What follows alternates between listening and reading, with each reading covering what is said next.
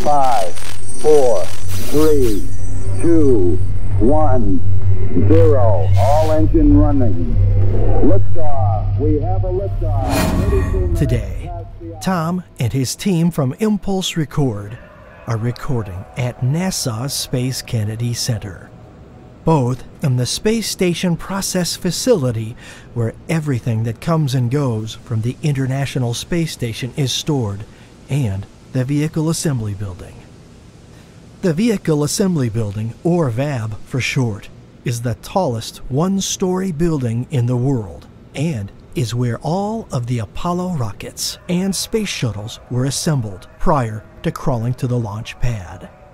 Walking inside the VAB, one feels a sense of awe and inspiration, and it feels as if one were standing on sacred ground where so much history has taken place.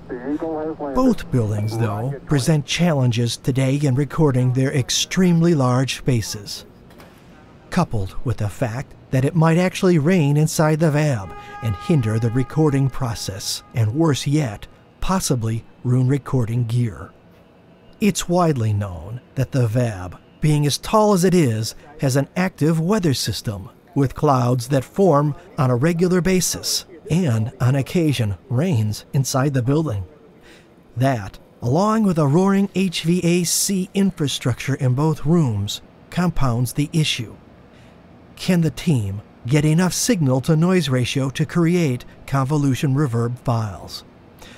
Recording the rooms versus having recorded files that can be used and transformed into convolution reverb that will work with their software is of concern. David Gager, an authority on convolution reverb, explains what convolution reverb is and what the team is up against. When you're going to create or capture an impulse response, you need to inject energy into the room. You can do that in any number of ways. The simplest is the simple hand clap. And sometimes people will do that. They come into a strange room, an orchestra conductor will come into a hall and clap his hands. What he's actually doing is a crude impulse response. And what he's doing is injecting energy instantaneously, all frequencies, with his hand clap. You can also use a more powerful method, such as a starter pistol or even a spark gap. You can run a high voltage between two probes, and the gap, the electricity jumps the gap, making a big loud sound. All those are instantaneous, or all sound at the same time. The problem with that, though, is that all of these methods tend to be skewed in their tone. They favor some frequencies and kind of diminish others, and so the timbre is slightly off.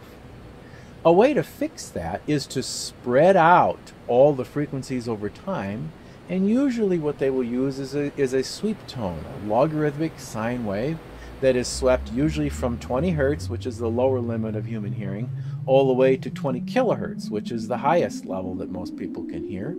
And they do it over a number of seconds, and then you have a recording of a sweep tone in a reverberant environment, which then needs to be deconvolved by a separate piece of software. The software takes the original sweep tone and mathematically compares it to the resulting recording that you have and extracts the impulse response as a result. But the whole thing boils down to you got to put energy into the room in order to get the impulse response out of the room.